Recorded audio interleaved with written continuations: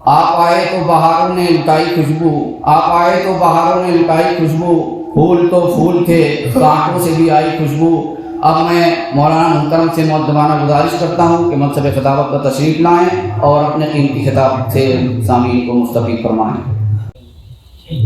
ان الحمد للہ نحمده ونستعینه ونستغفره ونعوذ بالله من شرور انفسنا ومن سیئات اعمالنا من يهده الله فلا مضل له ومن يضلل فلا هادي له واشهد ان لا اله الا الله واشهد ان محمدا عبده ورسوله اما بعد فاعوذ بالله السميع العليم من الشيطان الرجيم بسم الله الرحمن الرحيم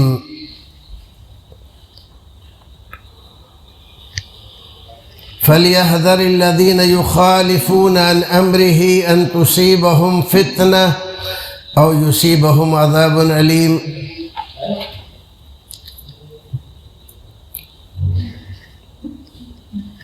جناب صدر، معزز علماء کرام، حاضرین مجلس اور میرے دینی اور ملی بھائیوں،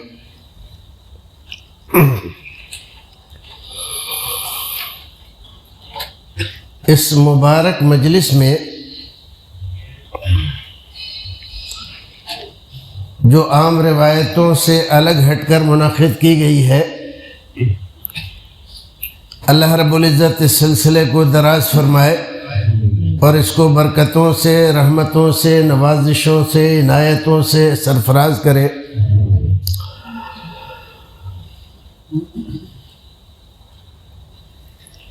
اس دنیا میں ہمیشہ سے اور دانشوروں کے تجربے سے یہ بات ثابت ہو چکی ہے کہ جس چیز کا ذکر زیادہ ہوتا ہے اس چیز کا اثر بھی ہمارے ذہن و دماغ پر زیادہ ہوتا ہے۔ مجھے یاد آتا ہے اپنے استاد کا ایک مقولہ۔ ہم لوگ جب جامعہ اسلامیہ میں پڑھ رہے تھے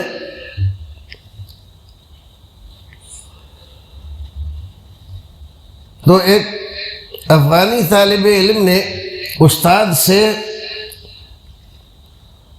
سوال کیا کہ استاد، یہاں سعودی میں جہاں دیکھو وہاں توحید جو بھی عالم آتا ہے وہ توحید پہ تقریر کرتا ہے، جو بھی عالم آتا ہے وہ توحید پہ تقریر کرتا ہے۔ ہمارے یہاں ہندوستان میں بھی اکثر لوگ کہتے ہیں کہ یہ لوگ اتباع رسول، اطاعت رسول، محبت رسول، ان کے یہاں یہی موضوعات رہتے ہیں اور کچھ رہتا نہیں۔ تو وہ جواب جو انہوں نے دیا تھا اس کے بیان کرنے سے پہلے آپ کی توجہ اس بات کی طرف مبذول کرانا چاہتا ہوں کہ آپ حضرات بھی اس بات کو، اس نقطے کو اچھی طرح سے جان لیں اور سمجھ لیں۔ شیخ نے کہا کہ تمہیں سعودی میں کہیں کوئی قبر دکھائی دی جس کی پوجا ہو رہی ہو؟ کہا نہیں۔ جہاں چادریں چڑھ رہی ہوں؟ کہا نہیں۔ جہاں قوالیاں ہو رہی ہوں؟ نہیں۔ غیر اللہ سے مانگا جا رہا ہو؟ نہیں۔ بہت ساری چیزیں انہوں نے تذکرہ کیا اور ذکر کی۔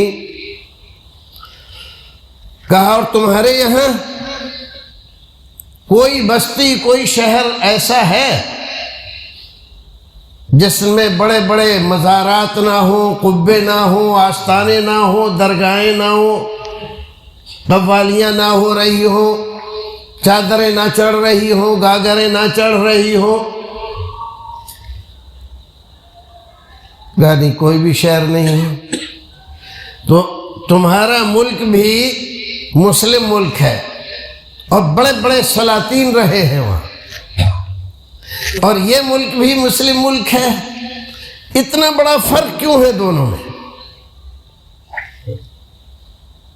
یہاں ایک مزار، ایک درگاہ، ایک آستانہ ایسا نہیں جہاں غیر اللہ کی دہائی دی جا رہی ہو، روزی روٹی بندوں سے مانگی جا رہی ہو، بیٹا بیٹی بندوں سے مانگی جا رہی ہو، بگڑی بنانے والے، حاجت روائی اور مشکل کشائی کرنے والے اللہ کے علاوہ دوسرے لوگ ہوں، اور تمہاری یہاں گلی گلی کوچے کوچے یہی سب کچھ ہو رہا ہے، کیوں ہے؟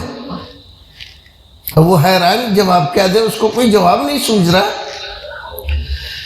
تو فرمایا بات یہ ہے کہ یہاں ہر عالم توحید کو جانتا ہے، توحید کی تقریر کرتا ہے، توحید کی اپنے خطاب میں بات کرتا ہے، چاہے کوئی ہی موضوع ہو توحید کی بات ضرور کرتا ہے، اس لیے یہاں شرک نہیں نظر آتا۔ اور تمہارے یہاں دنیا بھر کی تقریریں ہوتی ہیں، موضوعات بیان کیے جاتے ہیں، لیکن توحید نہیں ہوتی، اس لیے تمہارے نگر اور شہر، قریے اور دیہات سب شرک سے بھرے ہوئے ہیں۔ بات سمجھ میں آئی؟ بڑی معقول بات۔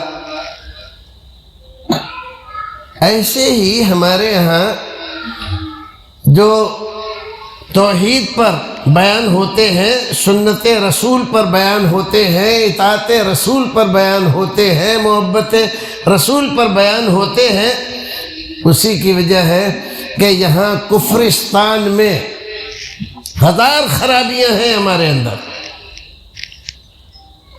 کچھ اخلاقی جھول ہے، کچھ کاروبار میں بھی 3-5 ہے، اور بھی بہت ساری خرابیاں ہیں، گھروں میں بھی، گھروں کے ماحول میں بھی، لیکن پھر بھی اللہ کے فضل و کرم سے جتنے بھی مسلمان پائے جاتے ہیں اس ملک میں، ان تمام میں کتاب و سنت سے وابستگی رکھنے والے سب سے بہتر اگر کوئی لوگ ہیں تو وہ اسی جماعت کے لوگ ہیں جن کو ہزار ناموں سے اس ہندوستان میں بدنام کیا جاتا ہے، گالیاں دی جاتی ہے، برا بھلا کہا جاتا ہے۔ ہم نہیں، ان کے لوگ اس بات کا اعتراف کرتے ہیں۔ اور آپ لوگوں کو اگر یاد ہو تو یہیں بنارس میں پالن حقانی، غالباً 75 کی بات ہے، 70 کی دہائی میں، 75 میں یہاں پر، اور ہمارے ہی لوگوں نے ان کا انتظام کیا تھا، 3 روزہ پروگرام ہوا تھا، اور بہت بڑی کانفرنس تھی۔ وہ کانفرنس کا نام نہیں تھا، خالی اجتماع تھا، لیکن اتنی بڑی تعداد لوگوں کی تمام مسالک کے کبھی نہیں دیکھی گئی۔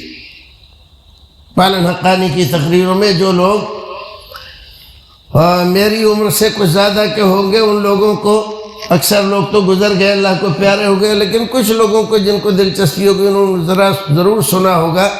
تیسرے دن کے بیان میں انہوں نے یہ کہا تھا کہ آج بھی شرک اور بدعت 2 چیزوں سے، ان کی تقریر کا موضوع شرک و بدعت تھا، تو انہوں نے کہا اگر ان 2 چیزوں سے پورے ہندوستان میں اگر کوئی جماعت پورے طور پر اگر بچی ہوئی ہے تو جماعت اہل حدیث ہے۔ حالانکہ انہی کا نام لے کر بہت سارے لوگوں نے جماعت اہل حدیث کے خلاف کتابیں بھی لکھی، نام اس کا تھا، کام دوسرے لوگوں کا تھا۔ بہرحال یہ بات تھی۔ آج کیا بیان کیا جائے؟ ہمارے سابق مقرر صاحب نے باتیں خانگی مسائل کی کافی ساری ذکر کی۔ آج میں آپ کو ایک دوسرے قسم کی بات سنانا چاہتا ہوں۔ بخاری شریف میں امام بخاری رحمۃ اللہ علیہ نے کئی جگہ پر اس بات کا تذکرہ کیا ہے، اور ایک جگہ ذکر کیا کہ 3 بچے ماں کی گود میں ایسے گزرے ہیں جنہوں نے پوری فصاحت کے ساتھ اپنی بات کہی ہے، بولے ہیں۔ 3 بچے، ویسے تو اور لوگ اور بھی بتاتے ہیں، لیکن یہ بخاری شریف کی سچی حدیث ہے۔ رسول اکرم فرماتے ہیں کہ 3 بچوں نے بچپن میں ماں کی گود میں دودھ پینے کی عمر میں کلام کیا ہے۔ کون ہیں وہ لوگ؟ آپ نے ذکر فرمایا، ایک تو حضرت عیسیٰ علیہ السلام، حضرت مریم، ان کی سیرت تو آپ نے اکثر سنی ہوگی، میں صرف اس کا تھوڑا سا حصہ آپ کو سامنے رکھنا چاہتا ہوں۔ جب اللہ رب العزت نے اپنی قدرت کاملہ سے ان کے ذریعے حضرت عیسیٰ کی ولادت چاہی، تو دیکھیے اللہ رب العزت نے حضرت آدم کو بغیر ماں اور باپ کے پیدا فرمایا، اور حضرت عیسیٰ علیہ السلام کو بغیر باپ کے پیدا فرمایا، اور حضرت حوا کو یہ دیکھیے حضرت آدم سے پیدا فرمایا۔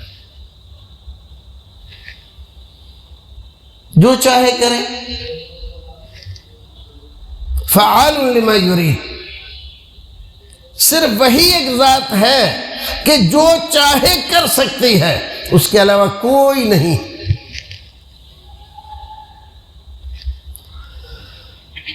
حضرت عیسیٰ علیہ السلام کی پیدائش ہونے والی ہے، حضرت مریم حاملہ ہے، اور وہ تکلیف جو اس عالم میں ایک خاتون کو ہوتی ہے، اس تکلیف سے اس قدر پریشان ہے، قرآن بیان کرتا ہے کہ کہتی ہے کہ اے اللہ، کاش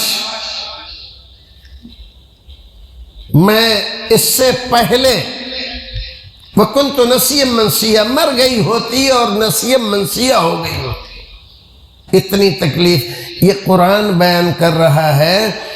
خاتون کو جو تکلیف وضع حمل کی اور ان ایام کی ہوتی ہے، اس کا کوئی اندازہ ہم نہیں لگا سکتے، جبکہ عورت مرد کے مقابلے میں بہت کمزور ہے، لیکن جو یہ تکلیف وہ جس نے خندہ پیشانی سے، صبر سے، شکر سے، پیار سے، محبت سے، مامتا سے برداشت کرنے کی طاقت اللہ رب العزت نے اسے دی ہے، مرد اس کی پاسنگ بھی نہیں ہے۔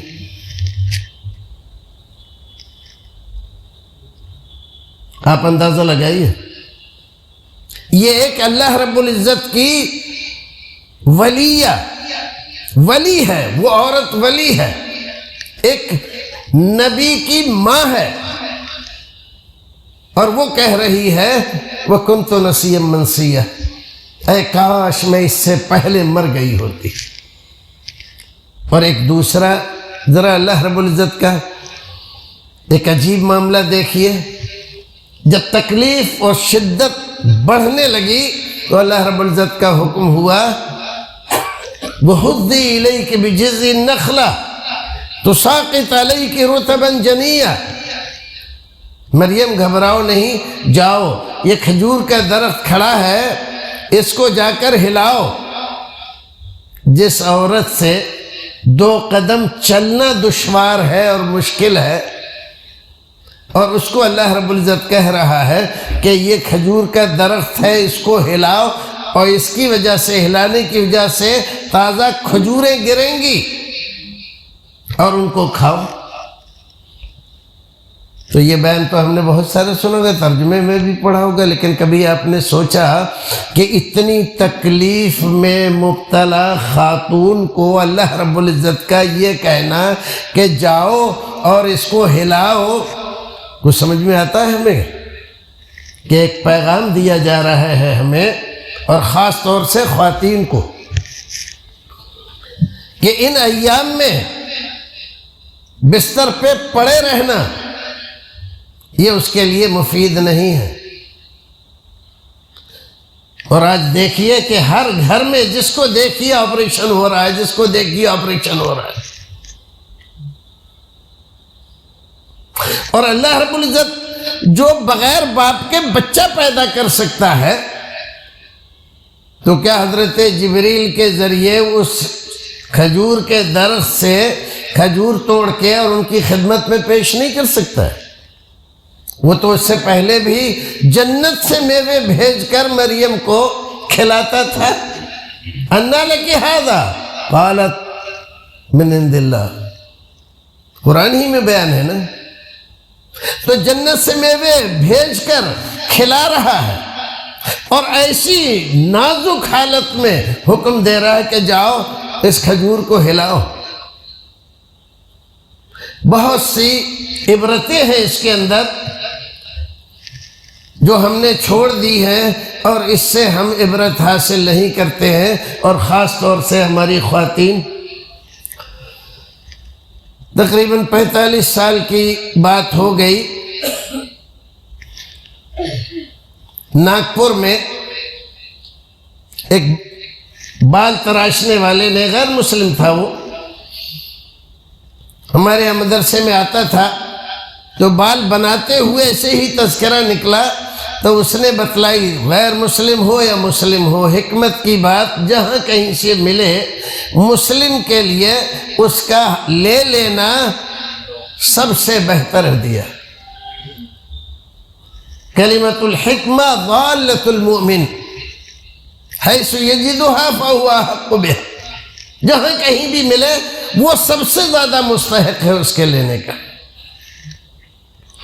اس نے کہا اگر خاتون اس حالت میں، عورت اگر اس حالت میں، حمل کی حالت میں ہے، 3 کام کرتی رہے، کبھی آپریشن کی ضرورت نہیں پڑتی اس کو، صحت مند رہتی ہے، بچے بھی صحت مند رہتے ہیں، اور کبھی اس کو آپریشن کی ضرورت نہیں ہوتی۔ کون سے ایسے 3 کام ہیں؟ تو اس نے ذکر کیا کہ 3 کام ہیں، اس کو باہر جانے کی ضرورت نہیں ہے، گھر ہی کے ہیں اس کے۔ ایک تو مسالہ پیسنا ہے سل پر، پہلے ہر گھر میں مسالہ سل پر ہی پیسا جاتا تھا۔ یہ بڑی زبردست ورزش ہے جو ہمارے یہاں سے ختم ہو گئی، اور اندر سے آرڈر آیا مسالہ لیتے آنا، اور بابو جی مسالہ لا کر دے دیتے ہیں۔ نہ وہ سوچتی ہیں کہ اس سے ہمارا کیا نقصان ہو رہا ہے، نہ وہ سوچتے ہیں کہ اس سے کیا نقصان ہو رہا ہے۔ ایک تو یہ ہوا۔ دوسرا ذکر کیا جھاڑو لگانا، گھر میں جھاڑو لگانا، پوچھا کرنا، لچ کر۔ اگر خاتون اس درمیان میں برابر جھاڑو لگاتی رہے، لچ کر پورے گھر میں، تو کبھی اس کو ضرورت نہیں پیش آئے گی آپریشن کی۔ تو 2 کام تو یہ ہو گئے۔ تیسرا کام کہا، تیسرا کام ہے چکی چلانا۔ پہلے ہر گھر میں چکی ہوتی تھی، اور صبح صبح ہم نے اپنے گھر میں دیکھا کہ ہماری والدہ ادھر اذان ہوتی تھی اور ادھر اس کو کون ڈالنا بولتے تھے، کہ اناج لے کے چکی پہ بیٹھ جاتی تھی، اور جب نمازی واپس آتے تھے تو چکیاں گھروں میں چلتی ہوتی تھیں، اور پھر تلاوت قرآن ہوا کرتی تھی۔ گھروں میں خیر و برکت تھی، محنت تھی ضرور، پریشانی تھوڑی سی ضرور تھی، لیکن اس سے خواتین ساری کی ساری صحت مند ہوا کرتی تھی۔ آج گھر گھر میں آپریشن سے خواتین کی جو حالت ہے وہ ہم سے بہتر جانتی ہے کہ کیا ہے۔ تو اگر اس سے ان کو کچھ عبرت ملے، حکمت ملے، تو اس کو لینا چاہیے اور اس کو اپنی زندگی میں جاری کرنا چاہیے۔ تو حضرت مریم جب قوم کے سامنے آئیں تو قوم کے لوگوں نے کہا، ارے مریم یہ کیا ہے، تم تو بڑے باپ کی بیٹی ہو، ما كان ابوك امرأ سوء وما كانت امك بغيہ، تمہاری ماں تو بڑی پاکیزہ طاہرہ تھی، تم تو بڑے باپ کی بیٹی ہو، تمہارے گھر میں تو بڑی نیکیوں کے چرچے تھے، یہ کیا لیے پھر رہی ہو؟ قوم کا کوئی آدمی ایسا نہیں تھا جو ان کی ہمدردی میں ایک لفظ بھی بولے۔ اور یہ اس وقت کی بات ہے جب حضرت عیسیٰ علیہ السلام کی پیدائش ہو چکی ہے۔ اب قوم کے سامنے آئی ہیں بچے کو لے کر، تو قوم کا ہر فرد انگلی اٹھا رہا ہے، ان کے کردار پر اعتراض کر رہا ہے، ان کے باپ دادا اور خاندان کے کردار کو لے کر ان کو بدنام کرنے کی کوشش کر رہا ہے۔ فاشارت الیہ، حضرت مریم نے اشارہ کیا کہ مجھ سے نہیں، اس بچے سے پوچھو۔ تو قوم نے ٹھٹا لگایا، واہ یہ دیکھو کرتوت ان کے ہیں، پوچھے ہم بچے سے؟ بچے سے کیا پوچھے؟ جو کچھ کیا ہے تم نے کیا، تمہاری شادی ہوئی نہیں، یہ بچہ کہاں سے آ گیا؟ ایک خاتون پر الزام تراشی کتنا بڑا جرم ہے، اور آپ حضرت مریم علیہ السلام کی اس کیفیت کا اندازہ لگائیے، نہایت پاکیزگی کے ساتھ، تقدس، عفت اور عصمت کی حفاظت کے ساتھ بیت المقدس میں رہتے ہوئے، حضرت زکریا کی نگرانی میں رہتے ہوئے زندگی گزارنے والی پاکیزہ صفت اس خاتون پر ساری قوم کی انگلیاں اٹھ رہی ہیں، کیا گزر رہی ہوگی ان کے دل پر؟ جہاں پر کسی غیر مرد کا گزر نہیں تھا اور اس خاتون کے اوپر الزام تراشی ہو رہی ہے۔ اسی لیے اسلام نے کسی پاک دامن خاتون پر الزام تراشی کرنے کو سب سے بڑا جرم مانا ہے، شرک کے مقابل۔ اور رسول اکرم صلی اللہ علیہ وسلم جب عورتوں کو اسلام میں داخل کرتے تھے تو اس وقت جن باتوں کا عہد لیا جاتا تھا ان سے، تو ایک بات یہ ہوتی تھی، کسی پاک دامن خاتون پر الزام تراشی نہیں کرو گی۔ اور ان سے کیوں ہوتا تھا؟ مردوں سے ایسا کیوں نہیں ہوتا تھا؟ ایسا اس لیے کہ عورتیں اس سلسلے میں زیادہ بات کو بڑھانے والی ہوتی ہیں، ایک دوسرے سے کہیں گی، ارے سنا کچھ، دیکھو میں کہہ دیتی ہوں، کہنا مت کسی سے۔ ارے کسی سے نہیں کہنا تو کیوں کہہ رہی ہے؟ لیکن اس سے کہہ رہی تو کہنا مت کسی سے، تو اس سے کہہ دے رہی ہوں، دیکھ میرا نام نہ آئے، اور ساری بات کہہ دی۔ جب تجھے اپنے اوپر یقین نہیں ہے تو اس کے اوپر کیسے یقین ہے کہ یہ نہیں کہے گی؟ تجھ سے تو برداشت ہو نہیں رہا، اور اس سے کہہ رہی ہے کہ تم کسی سے کہنا میں جو ایسا ایسا سنا ہے۔ کبھی گال پہ ہاتھ مار رہی ہے، توبہ توبہ، کیسے کیسے دن آ گئے ہیں، کہ کر رہی ہیں لڑکیاں، اور یہ بھول جاتی ہے کہ یہ کتنا بڑا گناہ ہے، یہ بھول جاتی ہے کہ اس کی سزا کتنی خطرناک اور سخت ہے۔ تو حضرت مریم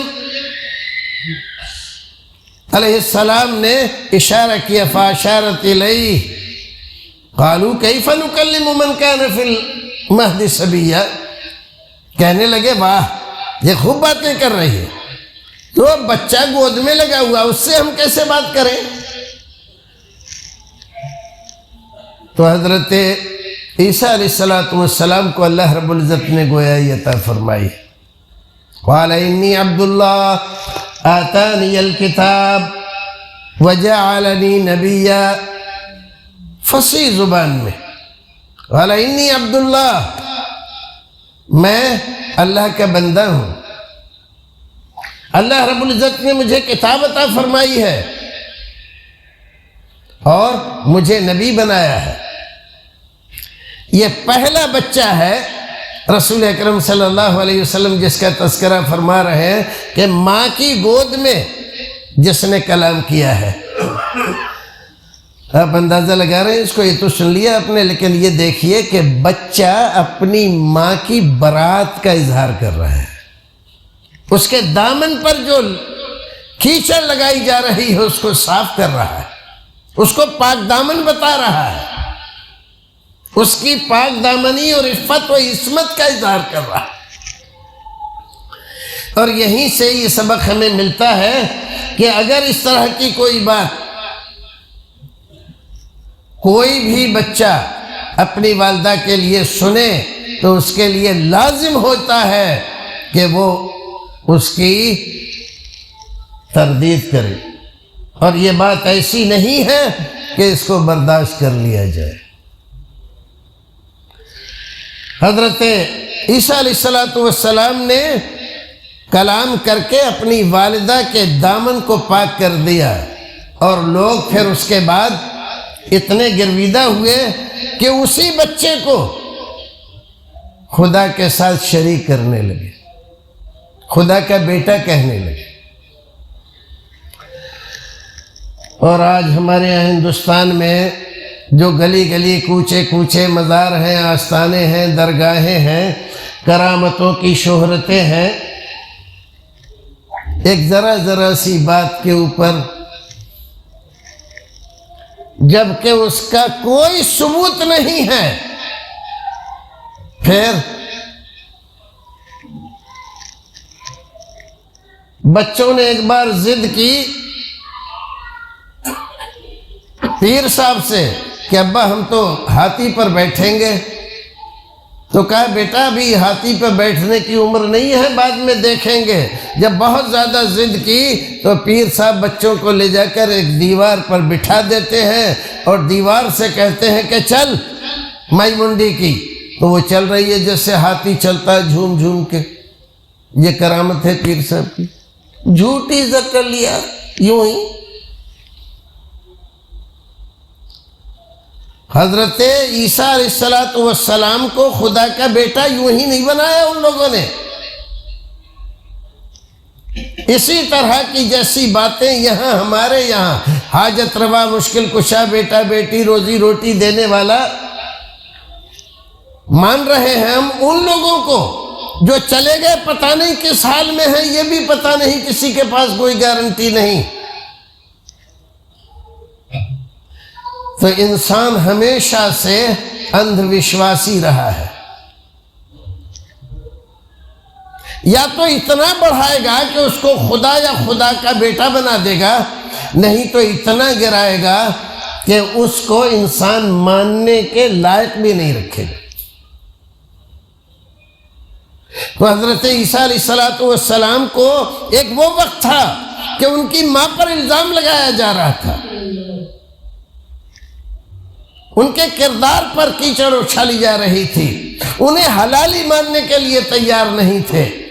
اور ایک وہ وقت ہے کہ آج ان کو ثالث و ثلاثہ، خدا کا بیٹا اور اقنوم ثالث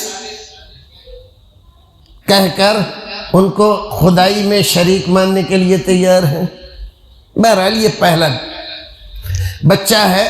ایک دوسرے بچے کا ذکر کیا رسول اکرم صلی اللہ علیہ وسلم نے. بنی اسرائیل میں ایک بہت بڑا عابد و زاہد، ایک زمانے میں بہت بڑا تاجر تھا. کوئی واقعہ اس کی زندگی میں ایسا ہوا، بعض شارحین حدیث نے بہت ساری چیزیں لکھی، ان تمام کو چھوڑ دیتے. ایک واقعہ ہوا کہ اللہ تعالیٰ کی طرف رجوع ہوا اور سب کو چھوڑ چھاڑ کے بستی سے باہر نکل کر ایک ہٹیا بنائی اس نے، اور اس میں دن و رات اللہ کی عبادت کرنے لگا.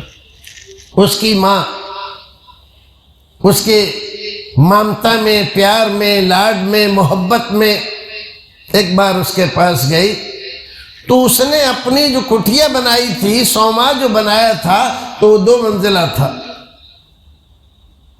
اوپر وہ رہتا تھا اور دنوں رات عبادت میں مشغول رہتا تھا. تو ماں گئی اور جا کے اس نے آواز دی، اس کا نام جریج تھا. یا جریج کلمنی، जुरैज बात करो, मैं तुम्हारी माँ बोल रही हूँ।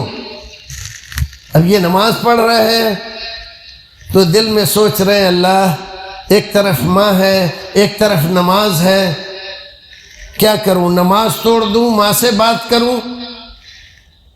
नहीं, माँ से बात नहीं, नमाज जारी रखता हूँ। माँ ने 3 बार कहा जुरैज जुरैज और उसने नहीं कुछ कहा।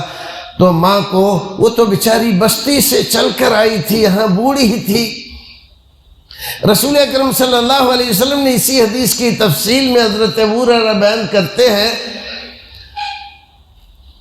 कि जब वो आवाज़ दे रही थी तो यूं माथे पे हाथ रख के, जैसे बूढ़ी औरतें होती हैं ना, बूढ़ा आदमी होता है, ये हिकायत करके बतलाया।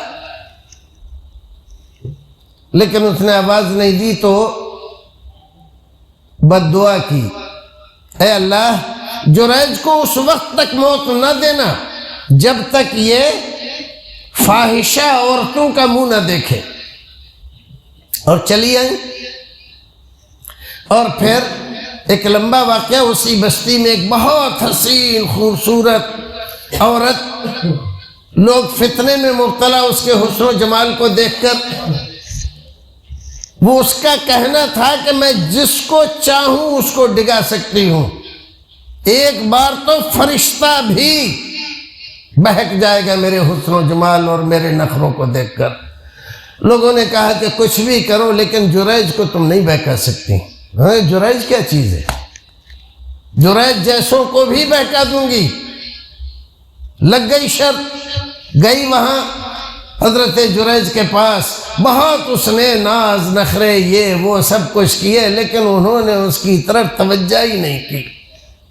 तो उसने कहा ये आदमी तो मेरी तौहीन कर रहा है, मेरे हुस्न के चर्चे दूर दूर तक हैं और ये मेरी तरफ देखता भी नहीं, तो इसको मैं सबक सिखाती हूँ।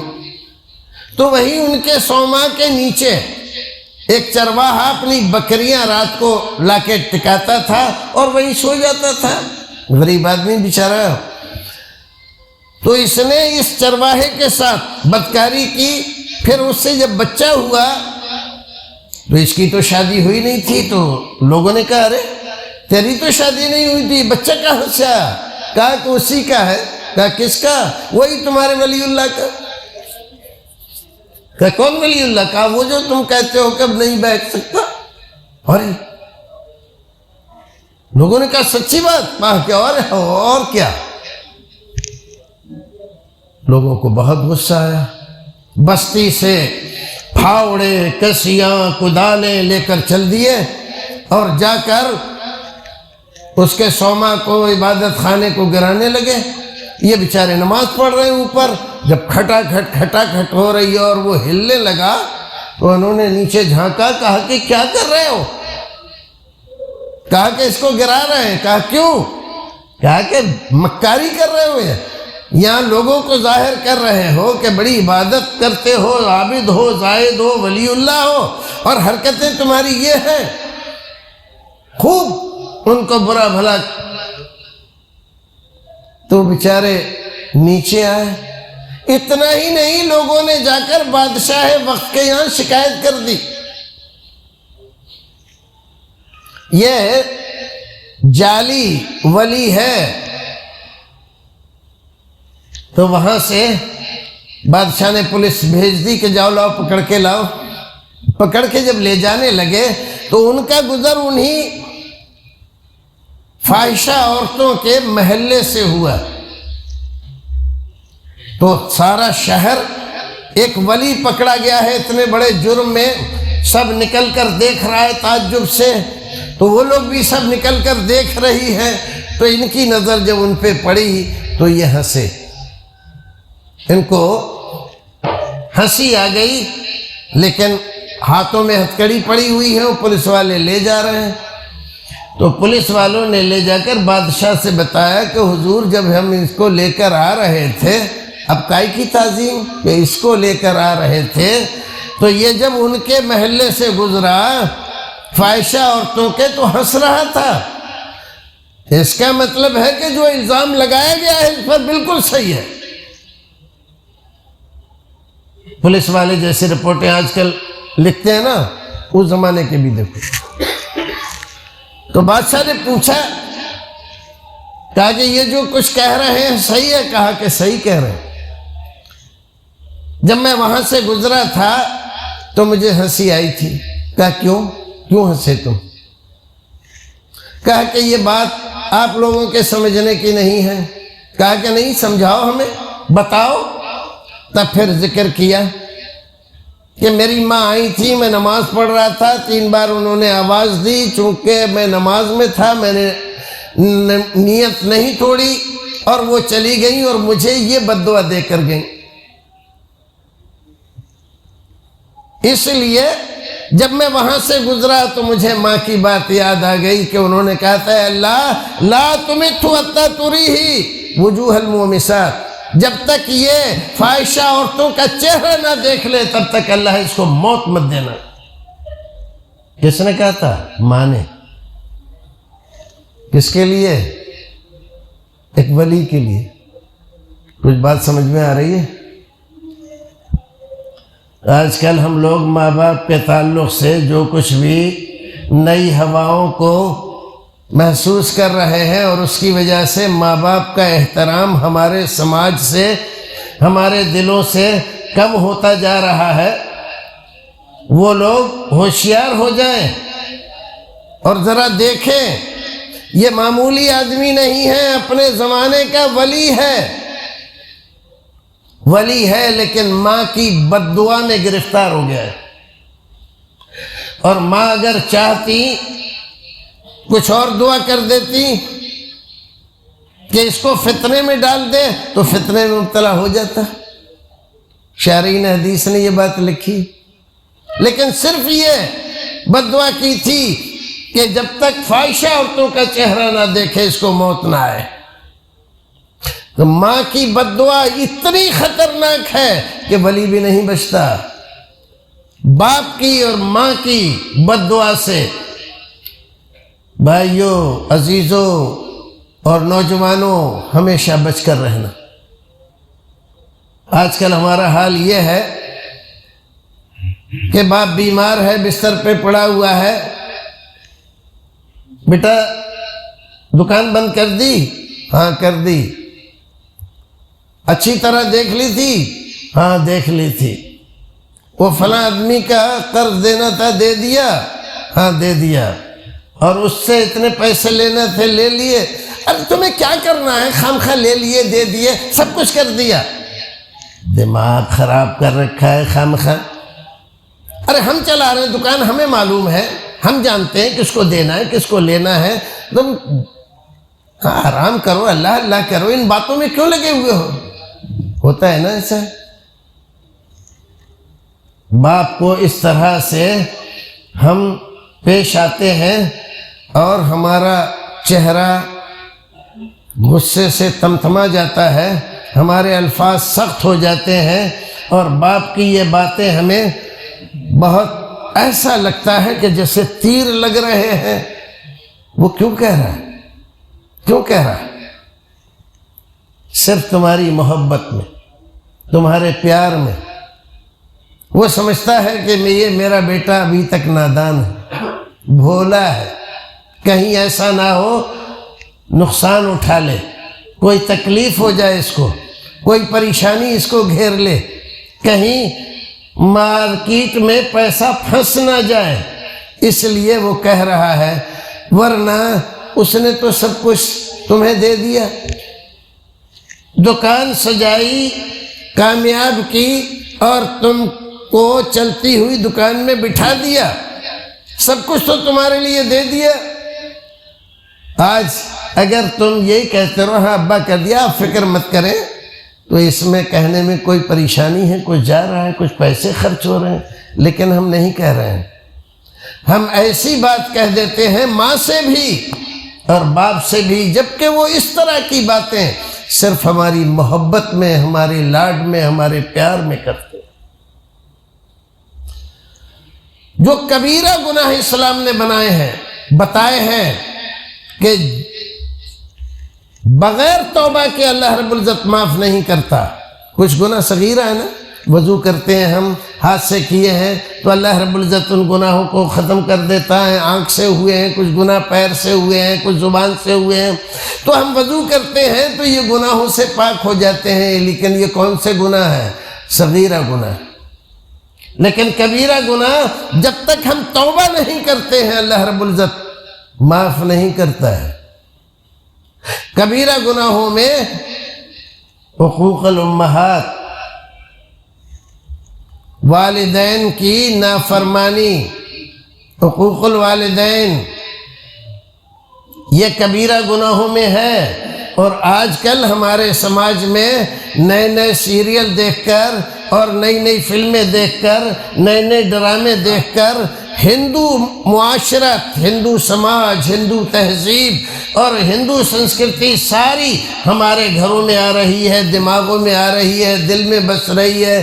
اور اسلامی تہذیب، اسلامی انداز، ماں باپ کا بیٹے کے ساتھ کیا ہوگا، بیٹے کا ماں باپ کے ساتھ کیا ہوگا، اور کیسے ہم ان کو مخاطب کریں گے، کیسے ان کی خدمت کریں گے، اور کیسے اپنے آپ کو جنت کے قابل بنائیں گے، یہ چیزیں ہم بھولتے جا رہے ہیں. ضرورت اس بات کی ہے کہ اس طرح کی مجلسیں زیادہ سے زیادہ قائم کی جائیں تاکہ ان بچوں کو جو ہماری گودوں میں پرورش پا رہے ہیں، یہ بچے گمراہ ہونے سے بچیں. گمراہی یہی نہیں ہے کہ قبریں پوجے گا آدمی، غیر اللہ سے مدد مانگے گا. یہ بھی فکری گمراہی ہے کہ اپنی تہذیب چھوڑ کر دوسروں کی تہذیب قبول کرے گا، دوسروں کے افکار و نظریات و خیالات کو قبول کرے گا. ان تمام چیزوں سے بچنا بھی ضروری ہے. اور رسول اکرم صلی اللہ علیہ وسلم نے ایک اور واقعے میں ذکر کیا ہے کہ 3 آدمی جا رہے تھے اور ایک بارش ہونے لگی تو ایک پہاڑ کی غار میں جا کر چھپ گئے. بارش سے بچنے کے لیے، بارش ختم ہو جائے گی تو چلیں گے، اور اوپر سے ایک چٹان آئی اور اس نے غار کا منہ بند کر لیا. تو ان میں ایک آدمی وہ بھی تھا. تینوں نے طے کیا کہ کوئی بچنے کا راستہ نہیں ہے، آواز دو گے کوئی سنے گا نہیں، اور یہاں کوئی ہے بھی نہیں. اس وقت صرف اللہ رب العزت ہمیں بچا سکتا ہے. تو جو کام تم نے صرف اللہ کی رضامندی کے لیے کیا ہے، صرف اللہ کی رضامندی کے لیے، اس کام کو اللہ کے دربار میں بطور وسیلہ پیش کرو. لوگ کہتے ہیں کہ وسیلہ، یہ لوگ سب وسیلے کے خلاف ہیں اور ایسا ہے ویسا ہے. ہم وسیلے کے خلاف نہیں ہیں. وسیلہ جائز ہے جو رسول نے بتایا ہے، اور ناجائز ہے جو رسول کے بتائے ہوئے کے خلاف ہے. اپنے من سے گڑھنے والے جو وسیلے ہیں ہم ان کے خلاف ہیں، اس کے خلاف نہیں جو رسول نے بتایا. تو ان 3 آدمیوں میں سے ایک آدمی نے جو نیکی ذکر کی کہ اللہ میں بکریاں چراتا تھا، واپس آتا تھا تو میرا گزارا بکریوں کے دودھ پر ہی تھا.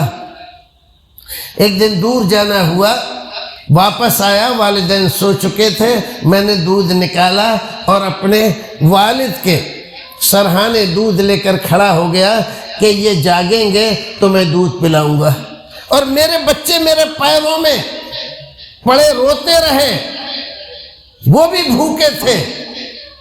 میں نے اپنے بچوں کو دودھ نہیں پلایا کہ پہلے عادت یہ تھی کہ میں اپنے والدین کو پہلے پلاتا تھا پھر بچوں کو پلاتا تھا. اور اس رات والدین سو گئے تھے. صبح کے وقت ان کی نیند کھلی تو میں نے سب سے پہلے ان کو دودھ پلایا، اور میرے بچے ایسے ہی رو رو کے سو گئے تھے. پھر اپنے بچوں کو جگا کر میں نے دودھ پلایا. اے اللہ، اگر یہ کام، یہ نیکی میں نے خالص تیری رضا کے لیے کی ہے تو اس غار سے اس پتھر کو ہٹا دے. تو اللہ رب العزت نے اس کو ہٹا دیا. اور اس طرح سے 3 آدمیوں نے اپنے اپنے عمل رکھے اور وہ وہاں سے نکل سکے. والدین کے ساتھ صرف اس لیے کہ ہمارا رب راضی ہو جائے کہ اس نے والدین کی خدمت کرنے، ان کی تعظیم کرنے کا حکم دیا ہے. اپنی عبادت کے بعد سب سے پہلے والدین کی. وَقَضَىٰ رَبُّكَ أَلَّا تَعْبُدُوا إِلَّا إِيَّاهُ وَبِالْوَالِدَيْنِ إِحْسَانًا. اپنی عبادت کا حکم دینے کے ساتھ والدین کے ساتھ احسان کرنے کا۔ بہرحال ذکر کیا ہو رہا تھا کہ ماں کی بد دعا سے ایک ولی اس نتیجے کو پہنچا کہ بادشاہ کے دربار میں ہتھکڑی لگی ہوئی ہے اور بڑی مجرموں کی شکل میں وہاں پر پیش ہو رہا ہے، اور اس کو اس بات کا احساس ہے کہ یہ جو کچھ بھی ہو رہا ہے والدہ کی بد دعا کی وجہ سے ہو رہا ہے۔ اور تفصیلات میں نہیں جاؤں گا، لیکن اتنا پیغام آج ہمیں اور آپ کو سمجھنا چاہیے کہ والدین کی جیسے دعا کام کرتی ہے ویسے ہی بد دعا بھی کام کرتی ہے۔ اور ایک اور بات، ہمیشہ جو لوگ بڑی عمر کو پہنچ گئے ہیں اور ان کے بچے ان کے زیر تربیت ہیں، کبھی بھی اپنی زبان سے اپنے بچوں کو بد دعا مت دینا، چاہے وہ کچھ بھی کریں۔ جس رب سے تم ان کے لیے تباہی کی، وہ مر جائیں، ایسا ہو جائے ویسا ہو جائے، ان کا کاروبار تباہ ہو جائے، آپ بد دعا کر رہے ہو نا، کس سے؟ رب سے۔ وہ رب اس بات پر بھی قادر ہے کہ تم دعا کرو، اے اللہ اس بچے کو ہدایت عطا کر دے، یہ مجھے بھی سمجھے تجھے بھی سمجھے اور نافرمانی سے بچے۔ جیسے وہ اس کو تباہ کر سکتا ہے ویسے ہی وہ اس کو ہدایت بھی دے سکتا ہے، تو ہم ہدایت کی دعا کیوں نہ مانگے؟ تو والدین کو کبھی بھی، بعض جاہل عورتیں ہوتی ہیں، ذرا سا بچے نے کچھ کیا ہے تو مر جائے، تیرا ستیہ ناش ہو جائے، اور تجھے یہ ہو جائے، تجھے موت لے جائے، اور تو کسی موٹر سائیکل کے نیچے آ کے مر جائے۔ نہیں جانتی کہ بعض اوقات قبولیت کے ہوتے ہیں۔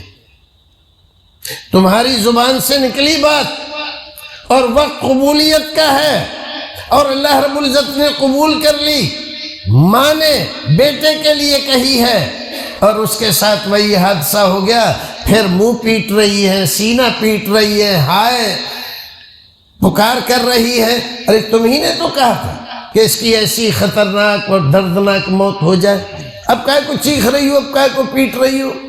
تو رسول اکرم صلی اللہ علیہ وسلم نے اس بات سے بھی منع کیا ہے، جہاں یہ بتایا ہے کہ ماں باپ کا احترام کرو، ان کی بد دعا سے بچو، یہ بھی بتایا ہے ماں باپ کو کہ اپنے بچوں کو بد دعا نہ دو، ان کو دعائیں دو۔ تو یہ بچہ، یہ جریج ولی ہے اور ماں کی بد دعا لگ گئی، تو جب بادشاہ کو ساری بات بتائی تو کہا کہ پھر یہ کیا مسئلہ ہے؟ وہ عورت کہتی ہے کہ وہ تمہارا بچہ ہے، کہا کہ بلاؤ عورت کو، عورت کو بلایا گیا۔ تو تفصیلات میں جائے بغیر بخاری شریف کے الفاظ ہیں، آپ نے اس کے بچے کے پیٹ میں انگلی لگائی جریج نے اور کہا یا بابوس من ابوک، اے بچے تیرا باپ کون ہے؟ وہ تو بچہ تھا، ماں کی گود میں لگا ہوا ہے، دودھ پی رہا ہے۔ کہا میرا باپ وہ چرواہا ہے جو فلاں فلاں نام ہے اور جگہ رہتا ہے، جو اس کی سوما کے اس کے عبادت خانے کے نیچے آ کے بکریاں رکاتا ہے۔ اور یہ لوگوں نے جب دیکھا کہ اتنا چھوٹا سا بچہ اور یہ گواہی دے رہا ہے اس کے بارے میں، انہوں نے خالی اس کے پیٹ میں انگلی لگائی ہے، اب تو ان کے پیروں پہ گرنے لگے، معافیاں مانگنے لگے اور کہنے لگے ہمیں معاف کر دیجئے، ہم آپ کا سوما سونے کا بنا دیتے ہیں۔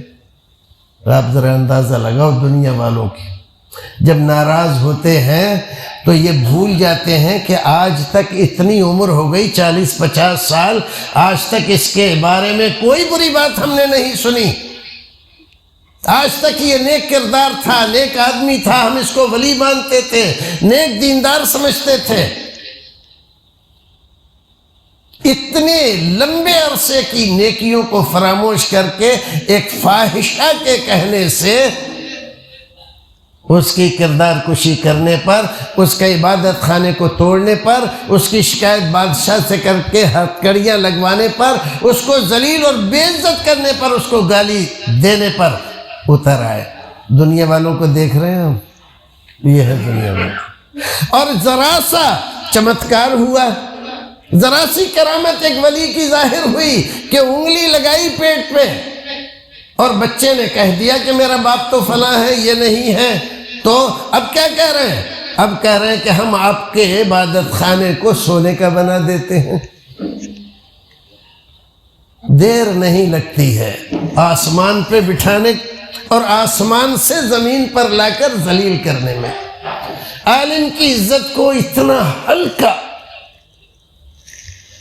نیکی اور دینداری کو اتنی گھٹیا چیز سمجھ لیا گیا ہے کہ اس کی کوئی قدر نہیں۔ یہ آج ہی کے زمانے کا مسئلہ نہیں ہے، پہلے بھی ایسی ہوتا رہا ہے۔ یہ دیکھیے کہ ایک اتنا بڑا عبادت گزار ہے، کسی سے کوئی مطلب نہیں رکھتا ہے، لیکن ایک فاحشہ کے کہنے سے اس کے ساتھ اتنا بے عزتی والا معاملہ کیا، اور اللہ رب العزت نے جب اس کی عزت رکھنا چاہی تو پھر اس کے اسی 100 ماہ کو معافیا مانگ مانگ کے سونے کا بنانے کے لیے کہہ رہے ہیں۔ تو انہوں نے کہا کہ نہیں، سونے کا نہیں، جیسا میرا مٹی کا بنا ہوا تھا ویسے ہی بنا دو۔ یہ دوسرا بچہ ہے۔ ایک تیسرا بچہ رسول اکرم فرماتے ہیں کہ ایک بہت بڑا مالدار، شان و شوکت کے ساتھ، بہت ساری سواریوں کے ساتھ، آج کے زمانے کے اعتبار سے کہو تو یوں کہ بینڈ باجے کے ساتھ نکل رہا ہے، اپنی شوبھا یاترا نکال رہا ہے۔ تو ایک ماں دیکھ رہی ہے تو دعا کرتی ہے، اللہ میرے بچے کو ایسا ہی بنانا۔ تو وہ بچہ دودھ پی رہا ہے ماں کی چھاتی سے لگ کر، تو کہتا ہے اللہ مجھے ایسا نہ بنانا۔ تو اسے بڑا تعجب ہوتا، ارے یہ دودھ پیتا بچہ یہ کیا کہہ رہا ہے؟ منظر بدلتا ہے، لوگ ایک عورت کو پکڑ کر لے جا رہے ہیں اور اسے بے عزت کر رہے ہیں، گالی دے رہے ہیں، مار رہے ہیں۔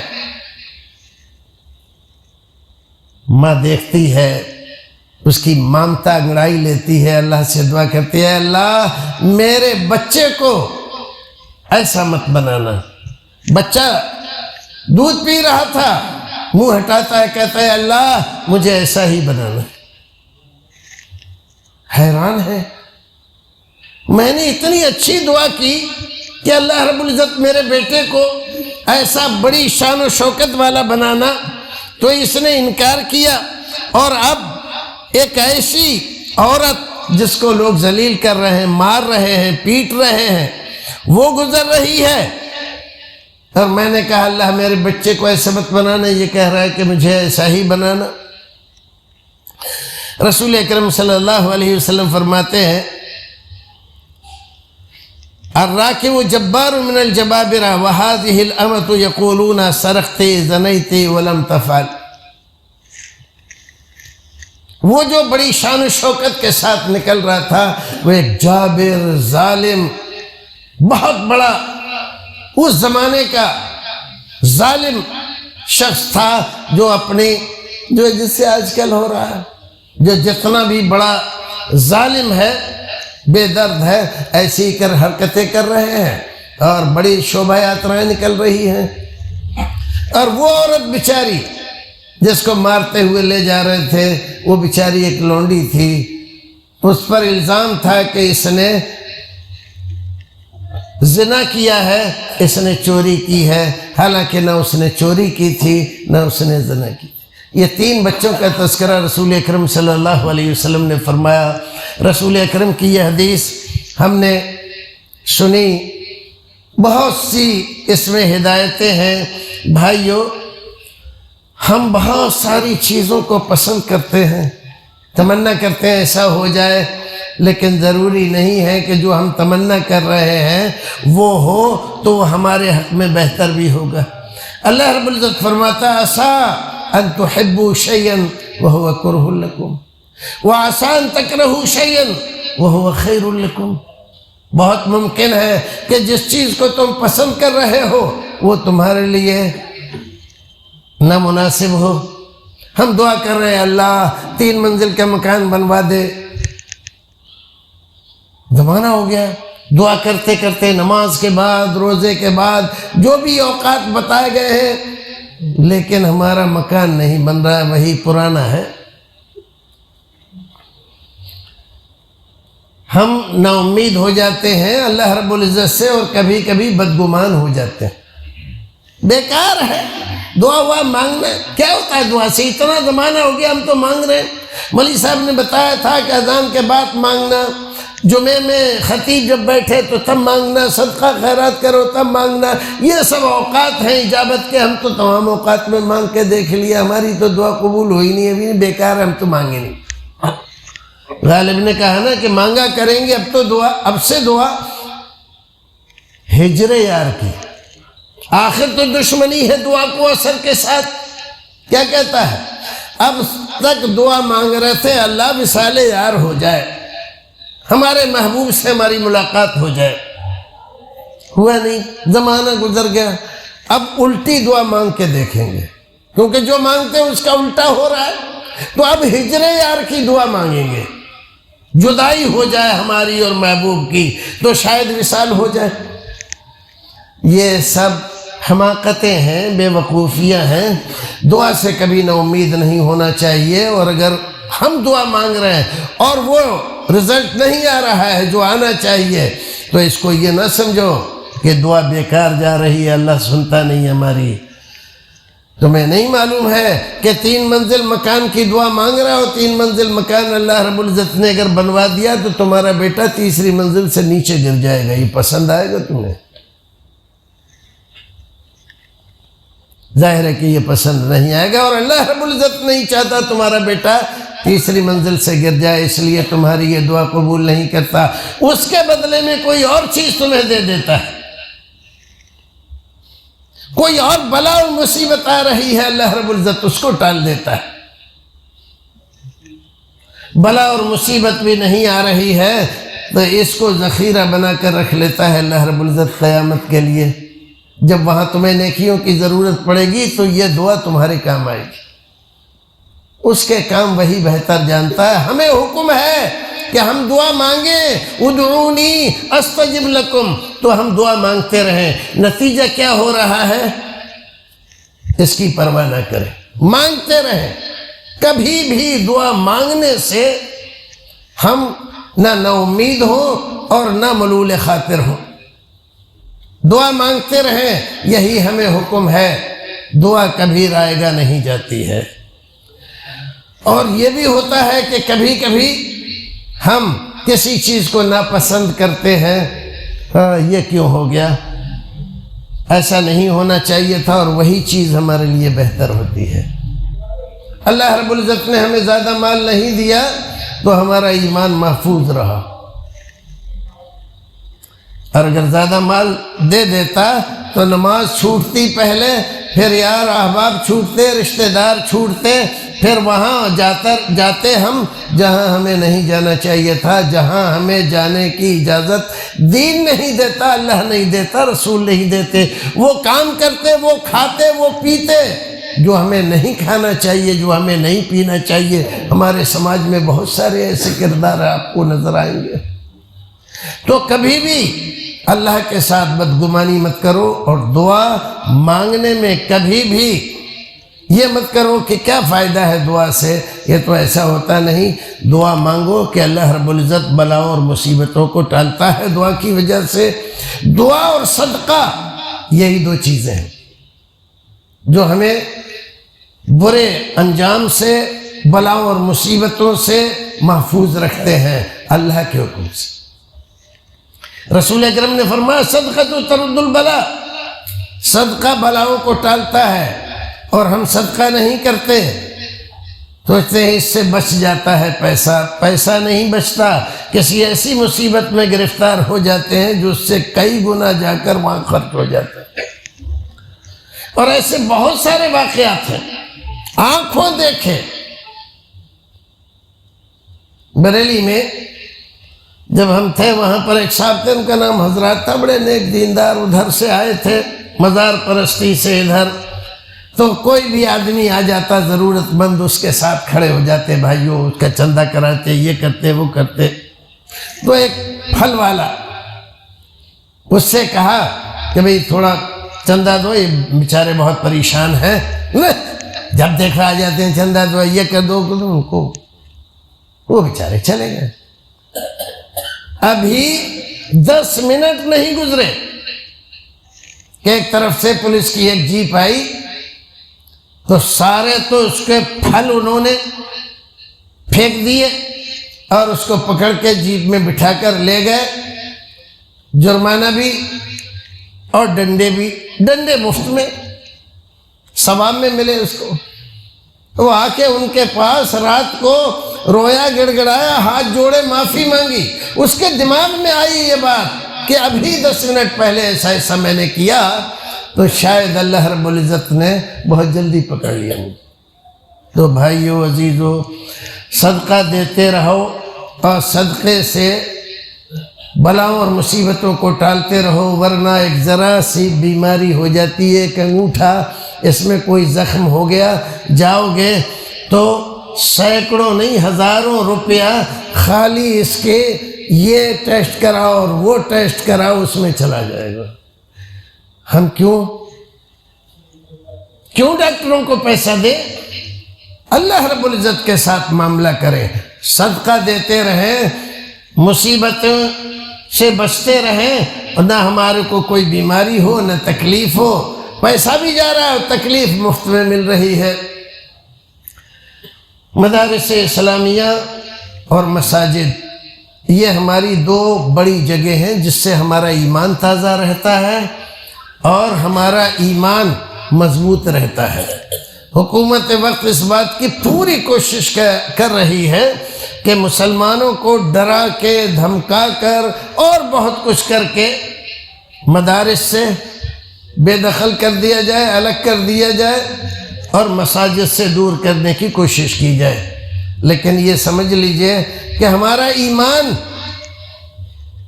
ہمارا اسلام، دونوں چیزیں، یا یوں کہو کہ ہماری کامیابی آنکھیں بند ہونے کے بعد ان 2 کی بقا اور تحفظ پر اللہ رب العزت نے رکھا ہوا ہے۔